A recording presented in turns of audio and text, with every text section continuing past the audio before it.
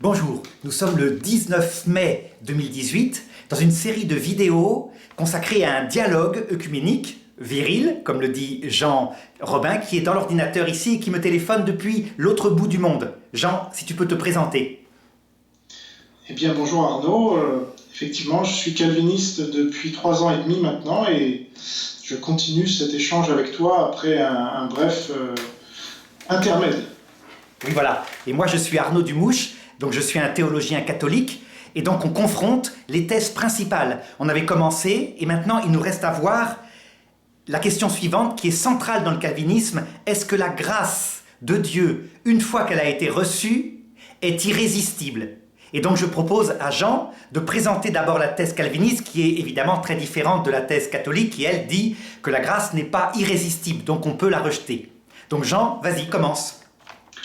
Voilà, donc je vais lire ce que j'ai trouvé sur un... C'est très court, mais je préfère le lire pour être précis. J'ai trouvé ça sur un site calviniste anglo-saxon que j'ai traduit, parce qu'il n'y a pas grand-chose en français. Les calvinistes, il n'y en a quasiment plus en France. Alors... quand Dieu appelle ses élus au salut, ils ne peuvent pas résister. C'est pour ça qu'on dit que la grâce est irrésistible. Dieu offre à tous les gens le message de l'évangile, c'est ce qu'on appelle l'appel externe, d'où le verset beaucoup d'appeler peu d'élus, par exemple, en Matthieu 21,14, je crois. Mais pour les élus, Dieu étend un appel interne et il ne peut pas résister. Cet appel est par le Saint-Esprit qui travaille dans les cœurs et les esprits des élus pour les amener à la repentance et à la régénération par laquelle ils viennent vers Dieu. Certains des versets utilisés pour soutenir cet enseignement sont Romains 9,16, où il est dit « Ce n'est pas celui qui veut ni celui qui court, mais de Dieu qui a la miséricorde ». Philippiens 2,13, Dieu produit en vous le vouloir et le faire selon son bon plaisir. Et après, il y a d'autres versets. Bon, je ne vais pas tous les citer parce que ça en ferait beaucoup, mais voilà l'idée. Je pense que ça résume bien la position calviniste. Voilà, donc en fait, c'est cohérent avec tout ce que tu m'avais dit jusqu'ici, à savoir que l'homme n'a pas de libre arbitre, donc c'est Dieu qui, de sa puissance suprême, choisit ceux qu'il veut sauver. Et évidemment, ceux qu'il ne veut pas sauver, c'est qu'il ne leur propose pas sa grâce. C'est bien ça. Voilà, il les choisit de toute éternité, en psaume 135,16.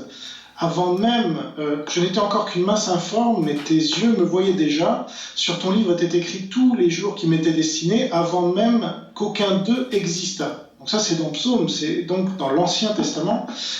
Et c'est confirmé dans beaucoup d'endroits dans le Nouveau, évidemment, mais c'est intéressant qu'on le trouve aussi dans l'Ancien Testament, puisque souvent, notamment les catholiques, ont tendance à distinguer l'Ancien du Nouveau, un Dieu qui serait un peu différent dans l'Ancien et dans le Nouveau. En fait, c'est le même. C'est le même Dieu, oui. Et là, la prédestination, et donc la grâce qui n'est pas, à laquelle on ne peut pas résister, se trouve déjà dans l'Ancien Testament. Alors, parce que les Juifs, par exemple, ne voient pas non plus, alors que c'est dans leur Torah. Encore une question. Tu as dit qu'à un moment donné, j'ai cru entendre que tu disais qu'il voulait sauver tous les hommes. Non, en fait, il ne veut pas sauver tous les hommes, du coup. Il veut sauver ceux qu'il appelle. Voilà, en Matthieu 1,23, il nous est dit « Elle enfantera un fils, tu le prénommeras Jésus, car il est celui qui est venu pour sauver son peuple du péché. » Donc ce n'est pas tous les hommes. Voilà. Et en Jean 17,9, il est dit « Je ne prie pas pour le monde, mais pour ceux que tu m'as donnés, car ils sont à toi. » Donc ça, c'était notre débat précédent, je crois. Oui. Et effectivement, Dieu ne veut pas sauver tous les hommes, puisque s'il sauvait tous les hommes, il ne serait qu'amour, et il ne serait pas justice. Alors que s'il ne sauvait aucun homme, il ne serait que justice et pas amour, puisque tous les hommes sont pécheurs. Donc théoriquement, il peut tous nous envoyer en enfer, et il serait dans son droit. Mais il ne serait que justice, donc il ne se glorifierait pas au maximum. Or, Dieu est Dieu, et donc il doit se glorifier, c'est son but, nous dit la Bible. Et donc, il est à la fois amour, il se glorifie en étant à la fois amour et justice. Et c'est là où on a une grande différence avec les catholiques et les musulmans, c'est que, selon moi, les catholiques ont un Dieu qui est uniquement amour, c'est-à-dire que c'est très compliqué à faire admettre à un catholique que Dieu puisse envoyer quelqu'un en enfer de sa propre volonté, voilà, alors qu'un musulman va plutôt avoir un Dieu qui n'est que justice, lui. Et donc, il n'y a pas le mot amour, par exemple, dans le Coran. Voilà.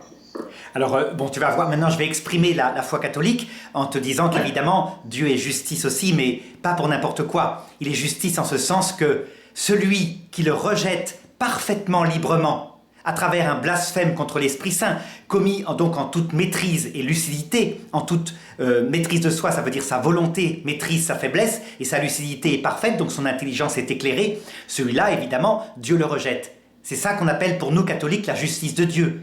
Donc un homme qui se damne, il se damne lui-même d'abord, et Dieu, évidemment, ne va pas lui donner le trésor de la vision béatifique. Mais reprenons le début. Pour la foi catholique, tu vois, dans le calvinisme, tout n'est pas faux. Bien au contraire, ce que nous on appelle hérésein, tu sais, du terme grec, le choix, c'est quand on prend certains textes qui sont réels, qui sont dans l'écriture et que ce que tu as fait, mais qu'on ne voit pas les autres. Donc, pour reprendre un petit peu, ce qui me paraît vrai dans la thèse, je dirais calviniste, c'est que au début, quand la liberté de l'homme n'est pas encore envisagée, que là, on est païen, un peu comme ça t'était arrivé avant ta conversion il y a 3 ans, Jean, hein, n'est-ce pas? C'est ce que tu m'as raconté. Ah, j'étais athée, oui. T'étais athée.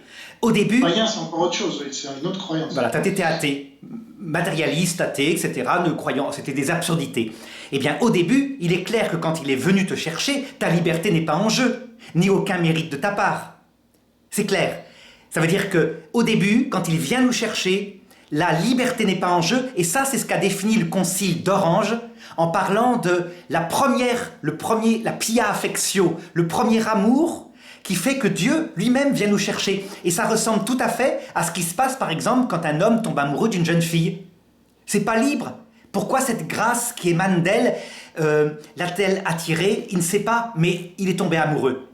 C'est ensuite, dans un deuxième temps, que va s'exercer sa liberté. Ça veut dire si par exemple il se rend compte qu'elle est prise, elle est déjà mariée, il va dire non, je ne peux pas essayer de la séduire parce qu'elle est prise. Eh bien, pour nous catholiques et orthodoxes, donc les églises fondées par les apôtres, ça se passe de la même façon, au point qu'il y a une analogie dans Saint Paul qui dit ça ressemble au mariage. Le mariage est un grand signe, c'est le rapport de notre âme avec Dieu. Donc au début il vient nous chercher, ça c'est absolument, comme tu dis, irrésistible. Donc, quand il envoie les feux d'artifice de sa grâce, de ses miracles, etc., on ne peut pas le nier, quoi. Il est là. C'est ce qu'on appelle le baptême de l'Esprit Saint, par exemple. Mais, dans un second temps, évidemment, en se rendant compte de ce que c'est que ce message, on peut très bien, librement, rejeter. Donc, la liberté humaine va intervenir. Et il y a un texte central qui montre comment cette liberté existe. C'est le fameux texte, tu te rappelles, la parabole en Matthieu chapitre 13, verset 24, sur les grains qui ont été jetés dans le champ. Et il dit, Jésus, certains grains ont été jetés dans la bonne terre, ils ont poussé, ils ont porté leurs fruits, mais d'autres grains ont été jetés sur la terre sèche, et le soleil est arrivé, ça s'est desséché, et la récolte n'a rien donné. Ben, c'est un peu l'analogie qu'il donne pour notre âme. Ça veut dire que certaines personnes, leur âme est comme disposée, préparée, c'était sans doute ton cas, préparé à recevoir le Seigneur. Et pour te préparer, il t'a peut-être laissé mariner dans l'athéisme pendant longtemps. Moi, à 13 ans, quand je me suis converti, il m'avait laissé mariner dans mes propres stupidités de gamin mal élevé, si tu veux. Et à ce moment-là, évidemment, quand la grâce arrive, elle m'est arrivée comme toi, donc une présence de Dieu bouleversante. Moi, c'était par la Vierge Marie. Eh bien, au début, je ne peux pas nier que j'allais vers lui parce que je m'étais fait prendre dans un magasin avec un vol et que j'allais avoir un procès, j'avais peur.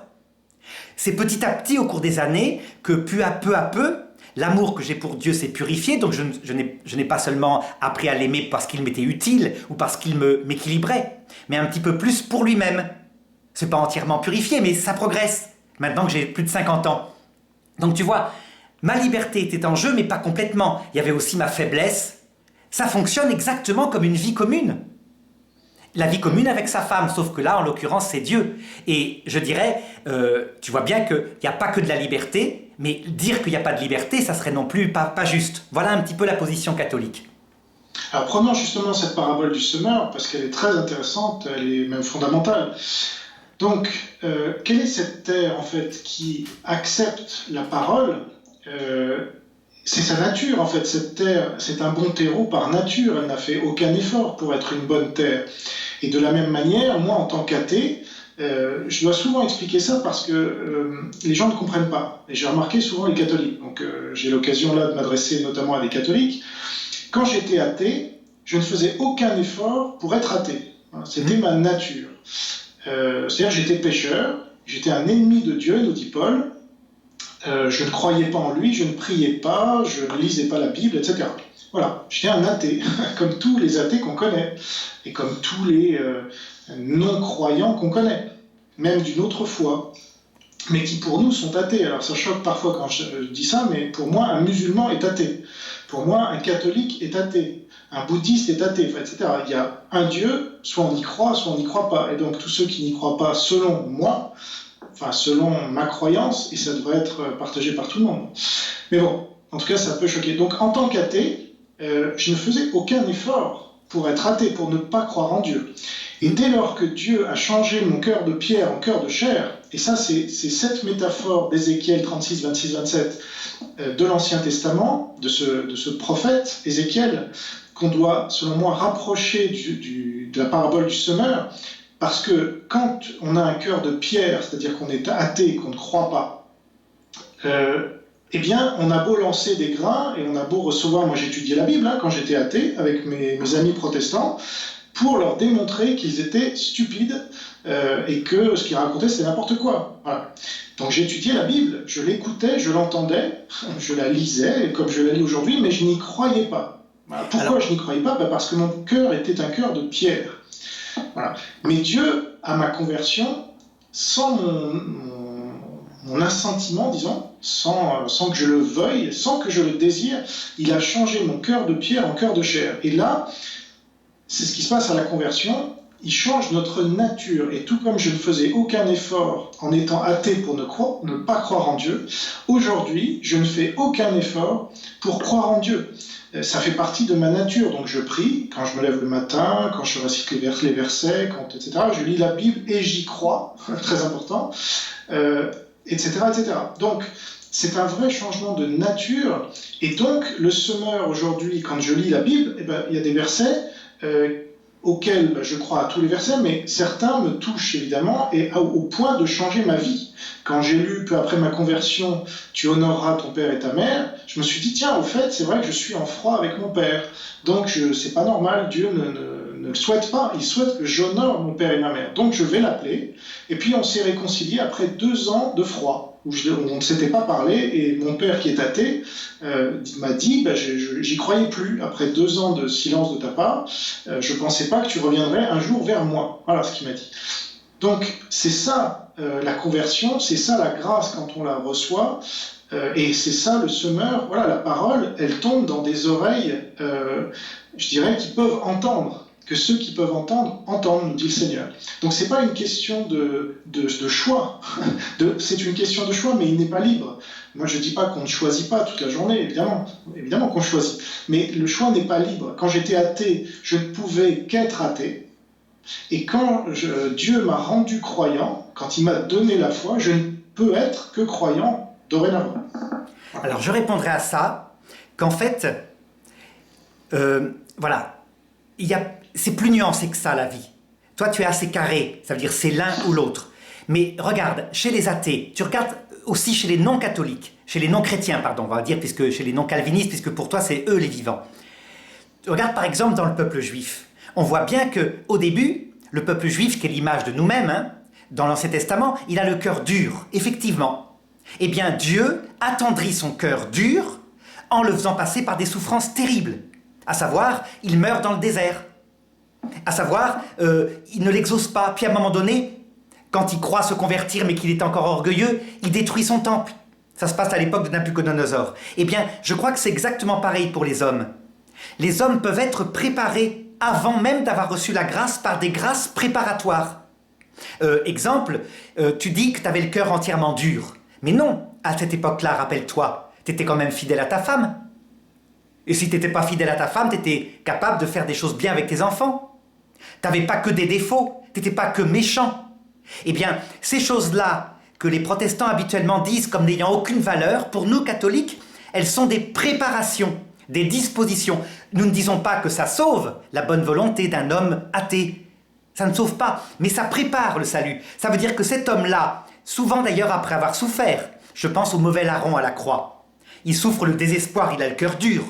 Mais pour nous catholiques, Dieu espère qu'en ayant touché sa misère par cette mort misérable, quand il va voir la proposition du salut, à l'heure de sa mort, eh bien, il va peut-être changer.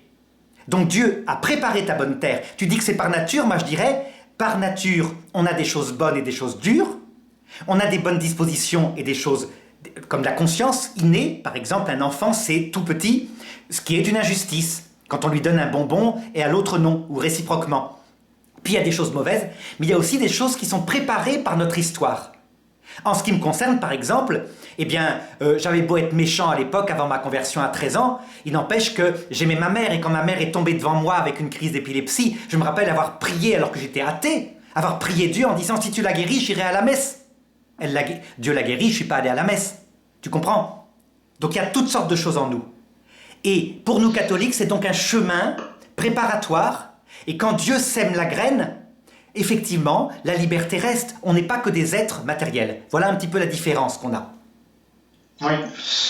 Alors, ce qui est intéressant, c'est que les catholiques, souvent, voire tout le temps, enfin ceux avec qui j'ai parlé, et encore ce soir, finalement, sont très humano-centrés. C'est pas étonnant, puisque c'est le catholicisme qui a inventé l'humanisme au XIIIe siècle en Italie. Et c'est dû d'ailleurs à la croyance dans le libre arbitre humain qui vient de saint Thomas d'Aquin qui a repris Aristote. Donc, croyant que l'homme finalement est le centre de l'univers et pas Dieu, on en vient à dire finalement, tu vois, en tant qu'athée, tu faisais des choses bien, tu ne trompais pas ta femme, etc. Eh bien, c'est faux. Alors, c'est vrai d'un point de vue humain, ça oui, mais quand on est chrétien, on réfléchit d'un point de vue divin. C'est Dieu qui est con, c'est pas l'humain. L'humain n'est que la créature.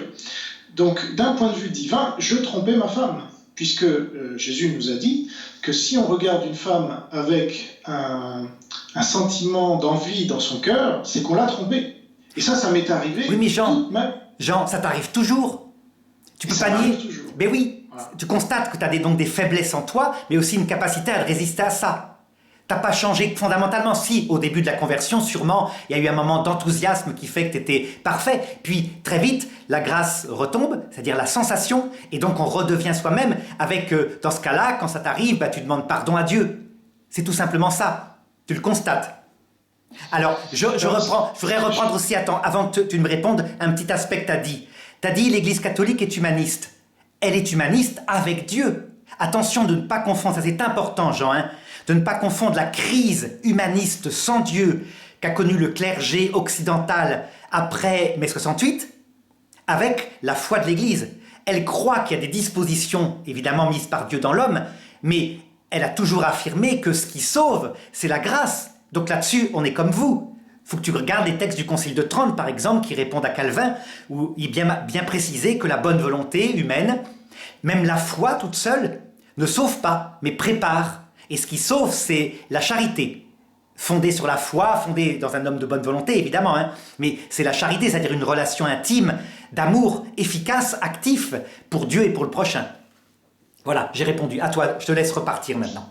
Oui, le Concile de Trente a été fait justement pour contrer le calvinisme, oui. Et pour contrer notamment ce que disait Calvin, à savoir que ce qui sauve, ce n'est ni la foi, ni les œuvres, etc., c'est Dieu. C'est Dieu qui sauve. Bien sûr que c'est Dieu qui sauve, mais c'est évident. Attention, on est d'accord. Oui. Le problème, c'est que c'est Dieu dans une relation qui est une alliance où nous, on va répondre pour vous par la foi irrésistible, pour nous par une foi qui donne une charité. Et ça ne suffit pas. Un cœur purifié, donc devenu tout humble, sinon on n'entre pas dans la vision béatifique. Personne ne peut voir Dieu sans mourir à soi-même. C'est ce que Dieu révèle à Moïse. Mais alors, je reviens sur la question de la nature, parce que ça revient à nos premières conversations sur la nature de l'homme, parce que d'un point de vue de Dieu, nous sommes tous pécheurs, car nous étions tous par nature des hommes de colère. Voilà, ça, je crois que c'est Éphésiens 2:3. C'est ce que nous on appelle le péché originel. Comment ? C'est ce qu'on appelle le péché originel, c'est-à-dire un péché qui est dû au choix volontaire et libre d'Adam et Ève, et qui n'est pas un péché volontaire. C'est pas un péché, c'est les bébés qui l'ont, donc ils sont séparés de la grâce de Dieu par choix d'Adam et Ève. Voilà. Donc ce choix-là, ils nous l'ont transmis, on en a hérité, et donc nous sommes tous les ennemis de Dieu, et la conversion n'y change rien sur nos actes. Nos actes sont toujours entachés du péché. Moi, aujourd'hui, je pêche tous les jours, des milliers, voire des millions de fois, sans m'en rendre compte ou en m'en rendant compte, selon les cas. Donc le fait que je sois converti ne m'empêche pas de pécher, mais il y a deux changements quand même. L'un, c'est que Dieu travaille en moi, grandit en moi au fur et à mesure, donc je pêche de moins en moins et j'en ai de plus en plus conscience quand je pêche, première chose. Et deuxième chose, très important, c'est que Dieu me couvre de son manteau de justice. Il couvre mes péchés. Et donc, à ses yeux, je ne pêche plus. Voilà. Ça, c'est très important, c'est que ça change tout. C'est pour ça que les élus, justement, alors c'est pas parce que ça, souvent, les catholiques et même les athées, quand on parle avec eux, nous disent, mais ça, c'est une licence pour pécher. Ça doit, tu te dis, bon, bah, si quoi que tu fasses, Dieu ne le voit pas comme un péché, alors tu vas aller violer, tuer, etc., sans que ça te préoccupe, finalement. Eh bien, ça, ce sont justement une remarque qui ne peut émaner que d'un athée, puisque un croyant sait parfaitement que, ayant son cœur changé de pierre à chair, il a maintenant conscience qu'il pêche, et donc la dernière chose qu'il a envie, c'est de pécher. Alors qu'avant, il ne se rendait même pas compte qu'il péchait. Donc c'est le contraire, en fait.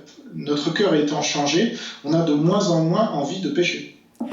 Alors, sur ce point-là, regarde, je vois bien ta logique. Hein. Encore une fois, s'il n'y a pas de libre arbitre, Dieu t'a donné la foi. Par le fait que tu as la foi, puisque de toute façon, tu n'es pas libre, les péchés ne sont pas responsables. Donc, en conséquence, tu es sauvé. Je vois bien la logique. Dans la logique, si tu veux, même, je dirais réaliste quand on observe l'homme, mais même quand on regarde les textes de l'Écriture, textes qu'il faut compléter avec ce que tu as. La grâce irrésistible au début, mais après on peut lui résister. D'ailleurs, voilà un exemple. Actes chapitre 7, verset 51. Nuque raide, oreille et cœur incirconcis, toujours vous résistez à l'Esprit Saint. Tels furent vos pères, tels vous êtes. Il y a possibilité de résister à l'Esprit Saint. Mais je dirais, je compléterais par un autre texte, tu sais, le fameux texte qui faisait un peu au point que Luther voulait le rejeter presque de l'Écriture. Tellement il contredisait ses propos. C'est le texte de Saint Jacques. Tu te rappelles cette histoire?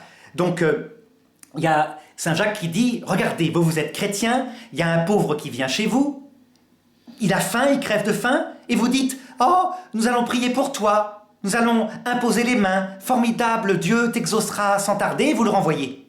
Il leur dit, hypocrite, ta foi, montre-la moi ta foi qui n'agit pas. Est-ce que tu ne sais pas que le démon lui-même, il croit? Et pourtant il tremble. Je vais te dire, moi, répond Saint Jacques, la foi, elle agit pour les autres. Elle agit, évidemment, c'est ce que va rajouter Saint Paul, par la charité, sinon ça n'a aucun impact. Hein. Mais tu vois, il y a donc une certaine liberté, partout qui est indiquée dans l'Écriture, au point que si on retire les textes sur la liberté, qui agit après la conversion, ben effectivement, on ne comprend plus pourquoi il y a une exhortation comme ça. Alors, ça, c'est intéressant parce qu'effectivement, il faut en arriver au fait de résister là. Parce que si on parle de grâce irrésistible, il faut qu'on en vienne au cœur du sujet. Alors moi, je ne dis pas que ce n'est pas qu'on peut. Je ne dis pas ce n'est pas qu'on peut résister. Je dis que c'est qu'on ne peut que résister, si tu veux. C'est notre nature. Encore une fois, nous sommes des enfants de colère. On ne peut que résister. C'est Dieu qui nous empêche de résister. En nous changeant notre cœur de pierre en cœur de chair. Voilà. C'est-à-dire que c'est Dieu en nous qui nous empêche de résister, tu comprends? Voilà, oui, je comprends. C'est logique. Nous, pour toi, il y a une résistance. Résister. Si ça ne dépendait que de nous, nous résisterions. Pour toi, il y a une résistance de nature.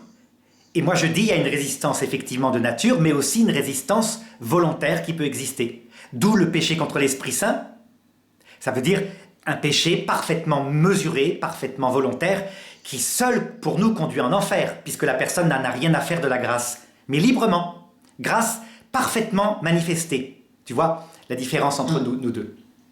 Oui, sauf que moi je dis, cette résistance, elle est volontaire, puisque c'est notre nature. Nous voulons ce que nous voulons. Donc si notre nature veut que nous résistions et que nous ne puissions faire autrement, eh bien c'est ce que nous faisons. Et en effet, nous sommes des enfants de colère, donc nous ne pouvons que résister. Il est même dit en psaume, et c'est repris par Paul, nul n'est intelligent, nul ne cherche Dieu, tous sont égarés, tous sont pervertis, il n'y en a aucun qui fasse le bien, pas même un seul. Attends, je vais reprendre ta phrase que tu as dit juste avant, parce que tu pars dans un raisonnement. Tu dis, cette résistance est de nature, puisque notre nature est d'être volontaire. Tu vois un petit peu, là tu as fait ce qu'on appelle un chantage philosophique. Oui, notre nature, c'est d'être des êtres volontaires, donc des êtres libres. Mais la résistance, elle peut venir soit de notre chair, donc nos volontaires, par exemple. Si tu regardes une femme pour la désirer, mais t'as pas voulu. C'est simplement, je dirais, la partie sexuelle en toi qui t'a dépassé avant que tu le saches. Là, c'est pas volontaire, c'est ta nature. Mais une fois que tu t'y complais, que tu regardes avec intensité, que tu y prends un certain plaisir, là, la volonté s'y met, la liberté s'y met. Tu vois, donc effectivement, nous avons une nature qui est faite aussi de liberté. Donc attention de ne pas chanter les deux. Hein. Je pense que c'est faux, tout simplement. C'est pas que je chante, c'est que je crois que c'est faux.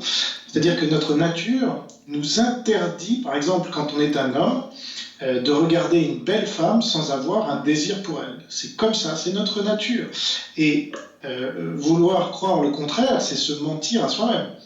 Bon. Ta nature spirituelle te l'interdit, ta nature physique, elle n'attend que ça. Le problème, c'est comme dit saint Paul, il y a une loi en toi qui te fait faire ce que tu ne voudrais pas, mais en même temps, ce que tu voudrais faire, tu n'arrives pas à le faire.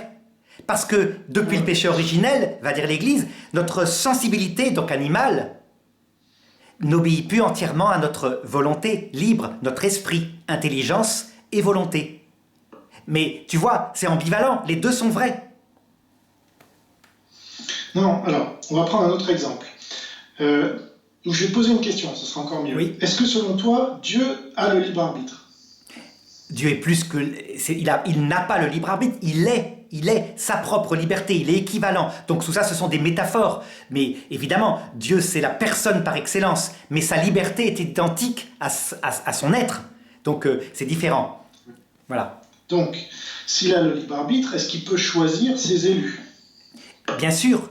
Et il peut les choisir, soit en fonction de ce que tu dis, il pourrait le faire, mais il peut aussi le faire en créant des êtres libres.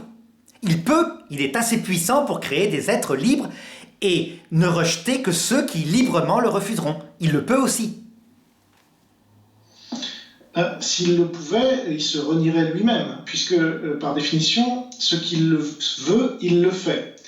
En psaume 135,6, je crois. Ce que Dieu veut, il le fait. Sa volonté, il renverse le dessein des nations. Il y a beaucoup de psaumes d'ailleurs qui le disent. Psaume 33, 9, 10 par exemple. Et il peut vouloir que des personnes lui résistent. Il peut vouloir ça. Tu vois, ça veut dire... Mais bien sûr... C'est-à-dire, alors attends, parce que c'est contradictoire. Non, c'est pas contradictoire. S'il décide... non-contradiction. Dieu ne peut pas vouloir qu'on lui résiste. C'est pas logique. S'il décide de sa volonté suprême de créer des personnes libres, donc qui sont à son image, capables d'exercer une providence. Comme dit Jésus, vous êtes des dieux, avec un petit d, dans ce sens que nous exerçons une providence. Alors, dans ce cas-là, il prend aussi la décision que ces petits dieux pourront lui résister librement. Eh bien, nous, catholiques, nous pensons qu'il l'a fait. Et que donc, quand une personne se damne librement, en fait, fondamentalement, dit saint Thomas d'Aquin, elle fait la volonté de Dieu, puisqu'il l'a voulu libre. La seule chose, il faut bien comprendre, c'est que Dieu ne va pas se venger d'elle, cette personne-là. Les images métaphoriques de l'enfer où il vengerait celui qui lui a résisté sont en fait des images pour indiquer qu'il respecte sa liberté, mais que la personne va recevoir dans sa chair ressuscitée, dans sa vie entière, les conséquences de sa damnation, parce qu'elle est coupée de ce qui aurait pu l'équilibrer. Mais les personnes en enfer, pour nous, sont totalement librement en enfer à chaque instant. Et jamais ils ne veulent se convertir. Ils pourraient, mais ils ne voudront jamais, tellement ils sont libres. D'accord, mais là on est sur l'idée de résister alors. Oui. Toi tu me dis, si je comprends bien, donc Dieu a le libre arbitre, il peut choisir ses élus, c'est-à-dire toi oui, toi non, toi oui, toi non, mais en même temps, il veut que ceux à qui ils disent oui, toi tu es mon élu, puissent dire non. C'est bien ça, hein? Alors, pour être précis, il choisit tout le monde, sans exception, c'est un dogme de la foi catholique depuis le Concile Vatican II, Gaudium et Spes 22.5, tout homme sans exception, il lui proposera le salut, et ceux qui se damnent, c'est ceux qui, en toute liberté par un péché que l'Église définit comme parfaitement lucide, parfaitement maîtrisé, ce qu'on appelle maintenant le péché mortel, mais qui en fait est le péché contre l'Esprit Saint, ceux qui refuseront le salut. Mais tu vois, pas seulement comme les athées qu'on voit actuellement qui ne connaissent pas avec évidence l'existence de Dieu. Non, il faut que la prédication ait été reçue de manière irrésistible, comme tu viens de l'indiquer. Irrésistible, ça veut dire clairement. Donc, soit par la grâce, comme nous l'avons reçue tous les deux, c'est une chance, soit à l'heure de la mort, par l'apparition du Christ, accompagné des saints et des anges. Donc si je te comprends bien, la position de l'Église catholique, c'est que Dieu ne peut pas choisir ses élus. Parce que choisir, c'est faire un tri entre le bon grain et l'ivraie. Donc s'il dit, voilà, eux, ce sont mes élus, et eux, ce ne sont pas mes élus, j'ai aimé Jacob et j'ai haï Ésaü, toi tu me dis non, ça c'est pas la position de l'Église catholique, parce que Dieu, sa position, c'est qu'il choisit tout le monde. À la fin. C'est un choix. Quand Attention. tu choisis tout, tu ne choisis pas en fait. Pas forcément tout de suite. La preuve, nous avons été choisis, quelle grâce formidable pour recevoir la foi, tous les deux, mais pas tout le monde. Ça veut dire qu'il y a des gens qui n'auront cette proposition de choix qu'à la 11e heure, dit Jésus. 11e heure de leur vie, ça veut dire à l'heure de leur mort. Alors, on pourrait se dire, mais donc il en a choisi certains, nous deux, formidables, et pas d'autres, pourquoi? Mais non, répond l'Église catholique, tout homme se verra proposer le salut, sans exception. La volonté de justice de Dieu, c'est que tout homme soit sauvé, et que celui qui lui résiste, par un péché contre l'Esprit Saint, se perd pour l'éternité. D'accord, mais le choix de Dieu, ce n'est pas une proposition, c'est un choix. Si je choisis une pomme, je la prends et je la mange. Je ne vais pas dire je propose à la pomme, tu comprends? L'analogie est très très bonne. Je pense que le calvinisme pense que c'est un choix comme une pomme, et que le catholicisme pense que c'est un choix comme on choisit une épouse. Voilà.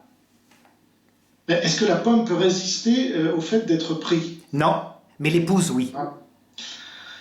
Bien, donc, ce qui est intéressant, c'est que Dieu, toi, enfin les catholiques, vous le voyez comme quelqu'un qui ne choisit pas.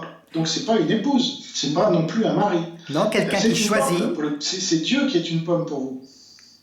Quelqu'un ne choisit pas. Quelqu'un qui est un prince éternel, infini, totalement pur, qui choisit des petites créatures qu'il a créées pour qu'elles deviennent, si elles le veulent ultimement, attention, la liberté va se développer peu à peu, on voit bien qu'elle n'est pas entièrement chez nous, mais ultimement, il y aura un échange de consentement que l'Église catholique dit, regardez, c'est exactement le même qui fait un mariage valide dans l'Église catholique. La femme doit parfaitement, enfin, autant que possible, connaître le cœur de son futur mari, et réciproquement, et ils se choisissent librement, sans pression des parents, sans pression de la peur ou je sais pas quoi.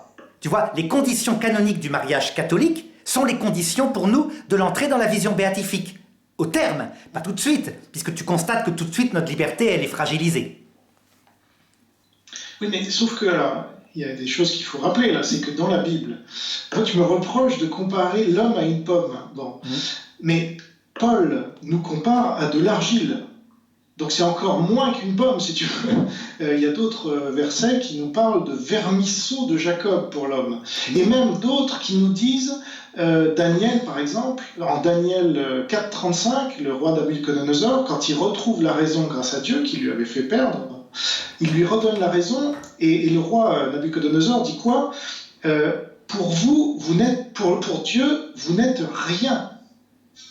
L'homme n'est rien. Je vais te répondre, c'est très simple. L'équivalence. Attends, je finis juste ma question. Vas-y, oui. Comment tu peux faire une équivalence entre Dieu, en plus qui est le créateur absolu, éternel, parfait, etc., et sa créature qui est immonde, infâme, pécheresse?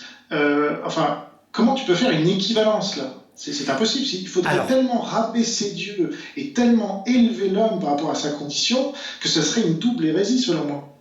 D'abord, encore une fois, Erezein. Erezein, ça veut dire le choix. Tu choisis. Ce que tu dis est vrai, les textes que tu cites sont vrais. Ça veut dire que face à la toute-puissance de Dieu, nous sommes comme des poussières, des grains du néant. Tout à fait d'accord. Et ensuite, prends les autres comparaisons.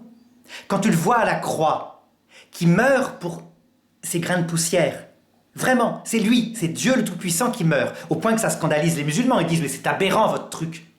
Et il le fait. Ça montre bien qu'il élève l'homme à une dignité incroyable. Mais il va plus loin. Regarde les textes de Saint Jean, quand il dit à un moment donné « Vous ferez des œuvres plus grandes que les miennes, parce que je vais vers le Père. » Parce que je vais vers le Père. Pour nous catholiques, il y a un sens très précis. C'est que dans la Trinité, il y a cette relation d'infini mise en avant de l'autre. Le Père ne cesse de mettre en avant son Fils. Le Fils éternel ne cesse de mettre au-dessus de lui son Père, alors qu'ils sont identiques. Eh bien, parce que c'est la nature de Dieu d'être infiniment, l'autre est plus grand que lui, toujours, ben il le fera avec nous, si nous nous abaissons. Si nous nous abaissons, il nous élèvera au-dessus de lui. C'est pour ça que nous, catholiques, tu as vu, c'est bizarre, on prie la Reine du Ciel. Vous, protestants, vous dites, mais c'est une idole. La Vierge Marie n'est qu'une bonne femme. Mais la Reine du Ciel... Bonne femme. La Reine du Ciel, ça veut dire... La mère de Jésus. Mais oui, mais je vois certains évangéliques qui vraiment la traitent comme ça. La Reine du Ciel, ça ne veut pas dire la déesse, etc. Non, ça veut dire la Reine du cœur de Dieu. Au point que, comme l'épouse, elle n'a même pas besoin de demander à son époux. Il lui fait totalement confiance. Donc, si elle veut donner une grâce pour nous, ses enfants, elle n'a même pas besoin de la demander, elle la prend. Il lui fait parfaitement confiance. Il l'a élevée à ce rang. Et c'est la place qu'il nous donnera. Donc tu vois, à la fois tu as raison, nous sommes que néant, poussière, tout ce que tu veux. Et il vient nous chercher, nous ne sommes pas libres au départ. Et au terme, tu vois, il va te rendre, je dirais, plus grand que lui, si tu t'abaisses, évidemment. Qui s'abaisse sera élevé. Hein. Tu vois, donc, je dirais que les calvinistes gardent une partie, mais une partie qui est vraie. Et nous essayons de garder tous les textes. Non, vous gardez une partie aussi qui vous convient et vous rajoutez la tradition des hommes qui est condamnée dans la Bible. À de nombreuses reprises, et notamment en Colossiens 2:8, je renvoie nos auditeurs à ce verset qui est très important.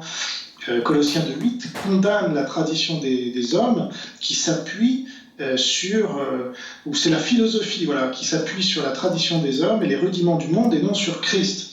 Bon, Christ, il est venu sur terre, il s'est exprimé et ses paroles figurent dans un livre. Donc, je vais te répondre encore sur cette tradition. De tradition supplémentaire. Je vais te répondre encore sur cette tradition. Comme ça, on règle, puis après, tu reprendras ton raisonnement.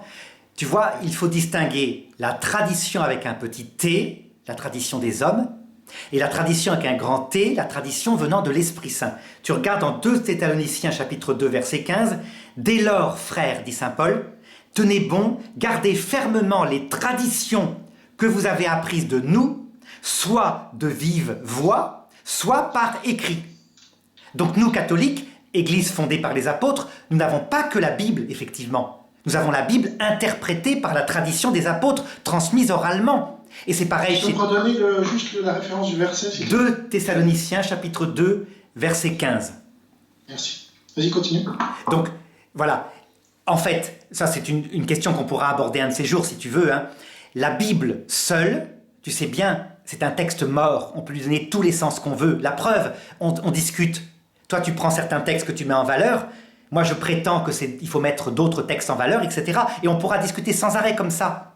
Donc, en fait, nous, Église apostolique, on n'a jamais dit qu'on s'appuyait sur l'écriture seule, mais sur l'écriture interprétée par la tradition. C'est pour ça que tu regarderas toutes les églises fondées par les apôtres, donc qui ont 2000 ans à peu près. Aussi bien en Inde, les syro-malabars, que l'église latine à Rome, que l'église orthodoxe jusque chez les Coptes, par exemple, en Égypte. Tous ont la même foi fondamentale. Pas que l'écriture, la tradition, la communion des saints, la liberté, la grâce irrésistible de Dieu qui vient nous chercher, le salut qui est proposé à tout homme et notre capacité libre de lui résister un jour et même de nous mettre en enfer librement. Alors, ça c'est intéressant, alors, je vais y revenir. Juste avant, sur 2 Thessaloniciens 2:15, hein, c'est ton verset, c'est bien ça? Oui. Moi j'ai ouvert ma Bible, je lis « Ainsi donc, frères, demeurez fermes et retenez les instructions que vous avez reçues, soit par notre parole, soit par notre lettre. Oui. Et je ne lis pas tradition. Et oui, parce que le même mot que tu vas trouver... C'était une tradition catholique, c'était une traduction catholique. Non, le même mot grec... Le mot tradition alors qu'il est condamné partout ailleurs dans la Bible. Le même mot grec... Très fermement par Jésus. Le même mot grec qui est traduit par tradition dans le texte que tu prenais plus haut et qui la condamnait, est le même mot ici. Mais comme... Il y a le contexte. Mais comme, évidemment, dans la tradition luthérienne calviniste, la tradition est rejetée, évidemment, on a mis un synonyme. L'essentiel est que tu vois... Là, le contexte... je regarde la Martin Bible, il n'y a pas tradition, c'est soit notre parole, soit notre épître, et donc on voit bien, c'est soit ce qui est dit, soit ce qui est écrit. Oui. Et donc, qu'est-ce que c'est qu'une tradition ? Jésus, il a parlé et ça a été écrit ensuite. Mais on ne parle pas de tradition, c'est-à-dire que la Bible ne se contredit pas, contrairement à ce que tu dis. Tu dis souvent on peut trouver tout et son contraire dans la Bible. Non, ça, je condamne cette idée. Elle est contraire à ce qui est expliqué dans la Bible d'ailleurs. Prends les mots grecs. Prends le texte grec, Jean. Prends le texte grec. Regarde, vérifie. Prends ton temps. On en reparlera la prochaine fois si tu veux. Tu verras, c'est le même mot. Tu parles grec quand même. Non, mais tu parles grec. Nos traductions sont faites à partir d'un texte original grec. Le mot tradition est le même. Donc la Bible de Jérusalem la traduit sans problème par tradition. Et selon le contexte, tu as raison, il ne veut pas dire la même chose. Il y a la tradition au sens humaine, les inventions si tu veux, et il y a la tradition au sens divin. C'est-à-dire que c'est la tradition des apôtres qui a produit l'écriture, puisqu'ils ont écrit bien après la mort de Jésus. D'ailleurs, cette tradition, elle est rappelée, je vais te le montrer, cette tradition qui vient de l'Esprit Saint, dans le texte de Saint Jean. Tu vas voir, je vais te donner la référence exacte. Mais enfin, ça c'est un sujet, on s'éloigne un petit peu du sujet. Hein. Oui, on s'éloigne un peu. Alors, je vais revenir juste... attends, je te donne, puisque nos auditeurs sont là, je donne juste la phrase, puisque je l'ai. Donc voilà. Mais le Paraclète, l'Esprit Saint, que le Père enverra en mon nom, c'est en Jean chapitre 14, verset 26, lui vous enseignera tout et vous rappellera tout ce que je vous ai dit. Voilà, c'est ce qu'on appelle la tradition au sens divin du terme, la parole de Dieu dite, avant qu'elle soit écrite. Elle est écrite vers 50 après Jésus-Christ.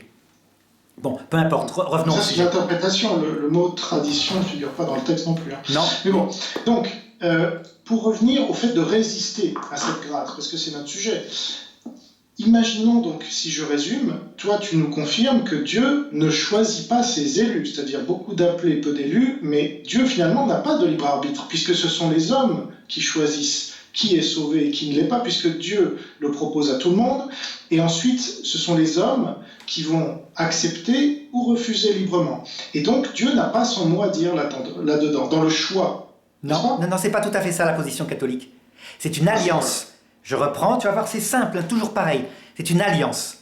Pour faire une alliance, il faut 2 consentements. Le premier consentement, au départ irrésistible, c'est Dieu qui vient nous chercher. Il le dit, c'est moi qui vous ai choisi. Mais nous ajoutons, il choisira tous les hommes, au moment qu'il choisira, au moment voulu. Mais ça, c'est irrésistible. Au point que, quand ça tombe dessus, tu ne peux pas ne pas croire. D'accord ?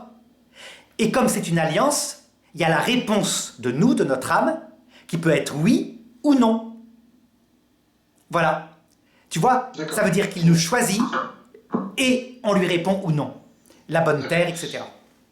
Pourtant, il est dit, ce n'est pas vous qui m'avez choisi, donc ça compte. Absolument. Mais bon, alors, au départ, hein, ce n'est pas nous qui le choisissons, c'est lui qui nous choisit, on a tous les deux fait l'expérience. Voilà. Moi, je ne l'ai pas choisi, Dieu. Moi non plus. Et tous les matins, ce n'est pas moi qui choisis de croire en lui.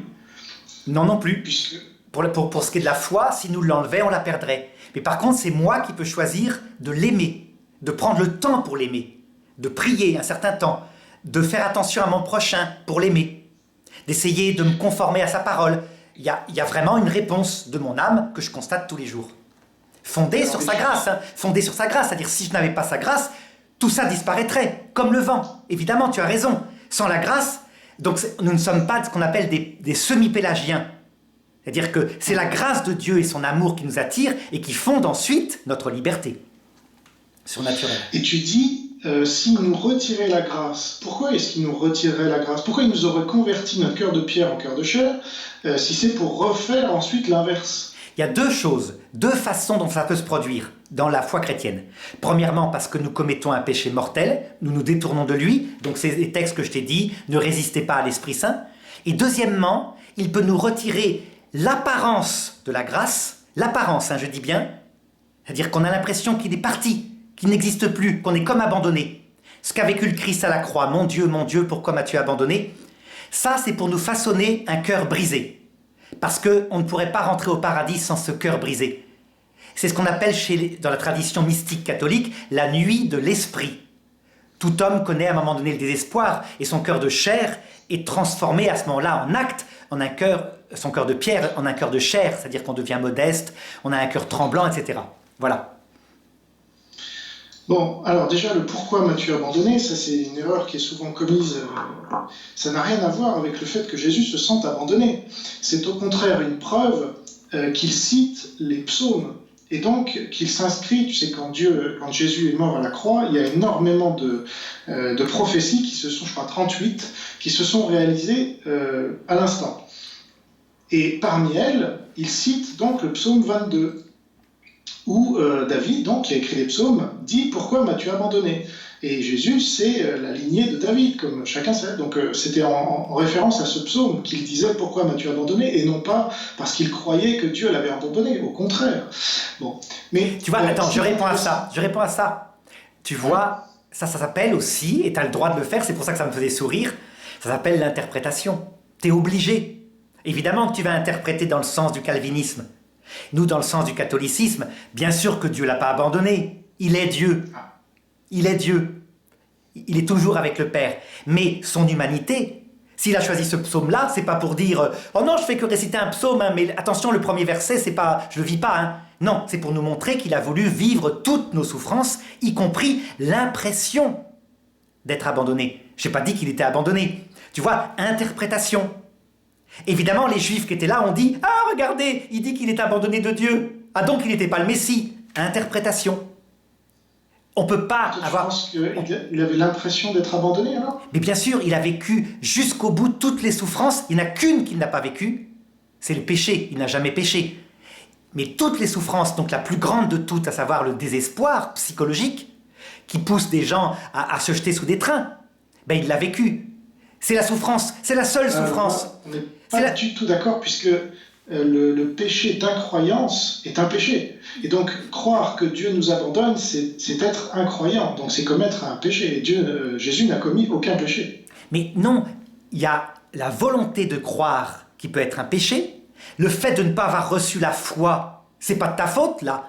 C'est l'ignorance avant ta conversion. Et puis, troisièmement, l'impression de ne pas croire parce que tu vis une épreuve terrible comme une dépression nerveuse. C'est pas un péché, c'est une épreuve. Il faut distinguer désespérance, péché contre l'Esprit Saint, volonté, je dis je ne mérite pas le salut, je refuse le salut. Désespoir psychologique, c'est une souffrance, etc. Tu vois, attention, toujours pareil, les mots dans l'Église catholique sont connus avec une tradition vivante. En fonction, effectivement, d'apport de l'observation de l'homme, donc de philosophie. Mais pas comme ça, pas bêtement. Pas que le mot pris au sens propre. Tu ne peux pas dire, par exemple, qu'un pauvre jeune qui a été violé, puisqu'on en parlait une fois, tu te rappelles, et qui se suicide, il est en état de péché parce qu'il a douté de Dieu. Le pauvre, il est complètement brisé parce qu'il a subi comme horrible pédophilie. T'es d'accord ? Sur quoi est-ce que je suis d'accord ? Ben, que ce pauvre enfant, c'est une victime, c'est pas un coupable. Oui, mais nous sommes tous coupables. Nous sommes tous pécheurs. Donc si nous allons en enfer, c'est parce que nous le méritons et Dieu est juste en nous y envoyant. Et c'est simplement parce qu'il a choisi certains d'entre nous de toute éternité sans que nous le méritions que certains d'entre nous sommes sauvés. Et ce n'a rien à voir avec nos œuvres. Donc que nous soyons pédophiles ou victimes de pédophiles, Hitler ou Pharaon ou De Gaulle, Churchill, ça n'a rien à voir avec le fait qu'on aille au paradis ou pas, ou en enfer. C'est pas nos œuvres sur terre qui nous envoient au paradis ou en enfer, puisqu'on doit tous aller en enfer. Et c'est Dieu seulement qui nous fait aller au paradis, y compris des pires meurtriers, parce qu'on est tous, alors j'informe notre auditoire, hein, c'est pas très réjouissant, mais on est tous, selon Dieu, des meurtriers à la hauteur d'Hitler. Hein. C'est à peu près ça. Et ça, c'est pour pas nous glorifier justement de nos œuvres. Parce qu'il nous dit, si vous avez de la colère dans votre cœur, vous avez tué la personne pour laquelle vous avez de la colère. Tu sais ça? Oui, et donc, nous sommes tous, pour Dieu, des meurtriers de masse. Et donc, quand on voit quelqu'un, par exemple, qui est un meurtrier de masse, comme il y a par exemple un exemple très intéressant, aux États-Unis, il y a un gars qui a tué comme ça 45 jeunes filles après les avoir violées. Bon. Et il y avait un procès avec tous les parents, ou les grands-parents, ou les proches de ces filles qui défilaient, et tout était là en lui voulant vraiment le pire pour cet homme-là, et il restait de marbre, lui. Et puis est arrivé un chrétien qui a dit, écoutez, je vois ici beaucoup de gens qui vous détestent, qui ont de la haine pour vous, mais moi, je suis chrétien. Alors vous avez tué ma fille, c'est vrai, après l'avoir violée, mais je vous pardonne parce que c'est ce que mon Seigneur et Sauveur veut. Et le gars, meurtrier en série, il a fondu, il a commencé à pleurer, il a remercié cette personne. C'est pour dire, le pardon, d'ailleurs, est lié au fait que nous n'avons pas de libre arbitre. Mais ça, c'est encore une autre histoire, parce que quand on a un libre arbitre, on pense qu'on aurait pu faire autrement, que ce meurtrier-là aurait pu faire autrement, et que donc il a mal agi. Alors que si c'était sa nature, eh bien il ne pouvait pas faire autrement, et donc il faut le pardonner. Alors il faut l'enfermer, il faut l'empêcher de nuire, évidemment, en tant qu'être humain, mais Dieu, lui, il ne voit pas ça à notre niveau, il voit ça à son niveau. Et à son niveau, on est tous pécheurs, et quand il nous choisit pour que nous devenions ses élus, on continue de pécher, mais on est protégé et on ne peut pas y résister, sinon ça voudrait dire que notre libre arbitre nous permet de résister à Dieu. Vous vous rendez compte de ce à quoi vous croyez, les arminiens, donc au sens large, catholiques, témoins de Jéhovah, mormons, et pentecôtistes, etc. Vous pensez que vous pouvez résister à Dieu, à la volonté de Dieu, Dieu qui a créé l'univers, Dieu qui d'un claquement de doigts a créé l'univers. Vous vous rendez compte que vous, justement, poussière, grain de poussière, vous croyez, alors c'est une folie, mais vous le croyez, vous croyez pouvoir résister à la volonté de Dieu. Donc se mettre en fait quasiment au-dessus de lui, parce que lui il a une volonté, elle est la plus haute possible, mais vous allez vous mettre encore au-dessus, ce qui est une folie quand même qui me dépasse. Alors, je vais répondre là. Encore une fois, Erezein, ça veut dire choix.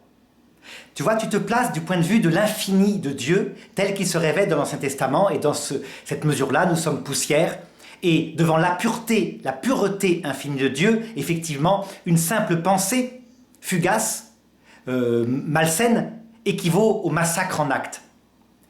Tu vois? Et puis, regarde maintenant les autres textes. Regarde Jésus agir. Quand il se fait homme, lorsqu'il descend vers l'homme, donc il ne reste pas dans son infini de sa vie éternelle, mais qu'il montre quel est le secret de son cœur. Tu vois bien qu'il distingue péché et péché. Regarde son comportement par rapport à la femme adultère. Moi non plus je ne te condamne pas, va, ne pêche plus. Et regarde son comportement par rapport aux pharisiens, qui eux n'ont jamais trompé leur femme, mais qui sont orgueilleux. Il leur dit, malheur à vous, pharisiens, hypocrites. Vous êtes comme les tombeaux, tout propres à l'extérieur, et quand on met le pied dessus, on s'enfonce dans toutes sortes de pourritures. Il va jusque-là, ça va lui valoir de mourir. Il va leur donner 7 malédictions. Donc il y a en lui des péchés et des péchés. Il distingue péché et péché. Donc, ce que tu as dit tout à l'heure par rapport à l'infini, toujours pareil, il y a une part de vérité, mais tu oublies toute l'autre partie. C'est ça mon problème. Erezein égale choix. Tu choisis toujours dans le sens, et il faut essayer de garder tous les textes. Mais je ne vois pas en quoi Jésus différencie les péchés. Et dans la Bible, il n'y a nulle part péché véniel. Ça, c'est l'Église catholique qui a inventé ce vocabulaire qui ne figure nulle part dans la Bible. Péché véniel, péché mortel, etc. C'est de l'invention humaine pour mieux gérer le bétail, si tu me permets cette expression, parce qu'au bout d'un moment, vous avez votre Église, qui est une Église humaine, a inventé énormément de concepts pour garder les moutons bien rangés, on dirait, comme dans une armée. Par exemple, il y a cette notion... Attends, reprenons ça, parce que tu vas partir sur d'autres choses. Reprenons cette affaire-là. Juste un exemple. Justement. Tu dis, on a inventé des concepts. Tu vas partir sur un autre débat. Donc prends pas cet exemple-là, sinon on va partir sur un autre débat. Mais on fera. C'est lié à notre sujet, on y reviendra juste après. On fera, si tu veux, un débat, une vidéo complète sur hors l'église, pas de salut. Si tu veux, d'accord, hein, on le fera. Mais c'est lié à la grâce irrésistible. Alors, je reprends. Tu dis, la concept de péché véniel, péché mortel, est une invention de l'Église. Oui, ce sont des concepts théologiques. Parce que l'Église, c'est des hommes qui réfléchissent à la révélation. Mais on ne l'aurait pas inventé si ça ne correspondait pas à ce que dit Jésus dans l'Évangile. Il distingue péché et péché. Il dit, à un moment donné, tout péché, tout blasphème sera pardonné. Si vous dites un blasphème contre le Fils, ça vous sera pardonné. Sauf le blasphème contre l'Esprit Saint. Tu regardes, je t'ai dit, l'attitude de Jésus. Tu regardes les moments où il se met en colère et les moments où il ne se met pas en colère. Des péchés donc qui vraiment semblent toucher sa personne divine et des péchés qui le touchent moins. C'est comme ça qu'on a distingué des péchés de faiblesse, la femme adultère, c'est son cas, et des péchés qui conduisent en enfer, l'orgueil suffisant de ceux qui se croient arrivés au ciel, les pharisiens en l'occurrence. Tu vois, donc c'est pas abstrait de l'écriture. Mais toi, comme calviniste, comme tu dis qu'il n'y a pas de libre arbitre, évidemment, ça te paraît une notion purement fictive, inventée. Mais c'est tout simplement une question de différence de foi, tu le comprends? Ben oui, parce que certains sont guidés par l'Esprit Saint et d'autres non. Et il nous est dit en 1 Corinthiens 11, 19, il faut qu'il y ait parmi vous des sectes afin que ceux qui sont approuvés soient reconnus au milieu de vous. Donc c'est comme ça que les gens qui sont élus vont pouvoir entendre la parole de Dieu et la reconnaître comme étant la parole de Dieu. Parce que là aussi, alors moi j'ai une question précise, on en revient à la nature. Moi, je ne veux pas qu'on parle de d'église plan de salut, parce que pour moi, c'est lié au sujet. Mais bon. Mais attends, faisons une vidéo complète sur ça, si tu veux. Ça vaut le coup qu'on fasse juste après une vidéo complète. D'accord? Si tu veux, d'ailleurs, on peut peut-être s'arrêter ici. Je propose, c'est que là, on a vraiment fait le tour et qu'on fasse une nouvelle vidéo avec le thème « Hors l'église, pas de salut ». Si tu es d'accord. Ok. Oui, donc on va conclure. On va conclure en sur la grâce irrésistible. Voilà, conclure en quelques mots sans qu'on reparte dans un débat. On conclut déjà? Oui, on va faire une deuxième vidéo après. Ah, une deuxième, d'accord. Mais sur la grâce irrésistible, est-ce que selon toi, Dieu peut faire une promesse qui va dépendre de l'homme? Bien sûr. Donc il engagerait sa parole sur l'homme? Oui, par exemple, si vous vous convertissez, il ne vous arrivera pas tel malheur. C'est ce qu'il dit, Jonas, c'est ce qui était envoyé dire à Ninive. Si vous vous convertissez, sinon votre ville sera détruite. Ils se convertissent, leur ville n'est pas détruite. Ouais. Donc ça, c'est effectivement une vision prescriptive de la Bible, et nous avons une vision descriptive, et vous, prescriptive. Mais ce que je voulais dire, c'est par exemple, en Jean 10, 26, 27, il est fait, pour moi, la plus belle promesse qui puisse être faite aux chrétiens, donc aux élus, c'est que vous ne croyez pas parce que vous n'êtes pas de mes brebis. Mes brebis entendent ma voix, je les connais, elles me suivent, je leur donne la vie éternelle, elles ne périront jamais. Mon Père qui est plus grand que tous, personne ne peut les ravir de sa main, moi et le Père nous sommes un. Donc là c'est la promesse qu'il n'en perdra pas un, et c'est d'ailleurs une promesse qui est réitérée par la suite avec la brebis égarée, avec le drachme perdu, et avec le fils prodigue, le retour du fils prodigue. Jean, tu tries la parole de Dieu, termine, sauf le fils de perdition. Attends, parce que... N'oublie pas, il y en a un qui s'est perdu, tu n'en as perdu pas un, sauf le fils de perdition. À chaque fois, tu fais des choix dans la parole de Dieu. Tu fais des choix. Il n'y a pas de sauf. C'était afin que les Écritures afin que les prophéties, je ne sais plus la phrase exacte, mais afin que les Écritures s'accomplissent, je crois que c'est l'Écriture exacte. Donc c'était prévu, ça aussi, ça faisait partie. Bien sûr que Dieu sait de ses promesses. Dieu est éternel. Il a fait des promesses, c'est qu'il n'en perdra pas un seul. Est-ce que selon toi, il peut faire dépendre cette promesse qui engage toute l'humanité finalement en la faisant dépendre des hommes et pas de sa volonté à lui? C'est ça ma question. Alors, la réponse, encore une fois, c'est il faut distinguer Dieu qui est éternel, qui est au-delà du temps, au-delà des lieux. Pour lui, tout notre temps lui est présent de toute éternité. Donc il sait tout. Et deuxièmement, le temps où il nous a créés, il est capable dans cette autre dimension de faire que ce soit librement ou pas, qu'on le rejette ou qu'on l'accepte. En fait, tout le problème, finalement fondamental, c'est de se dire, si Dieu est au-delà des temps et que tout lui est présent depuis toujours, c'est donc qu'on est programmé. Il n'y a pas de liberté. Eh bien, sa toute-puissance fait qu'il peut à la fois tout savoir de toute éternité et que ça se passe librement dans le temps. Il n'y a pas d'opposition à sa puissance de faire ça. Et donc Judas, il a tout fait pour l'empêcher qu'il trahisse.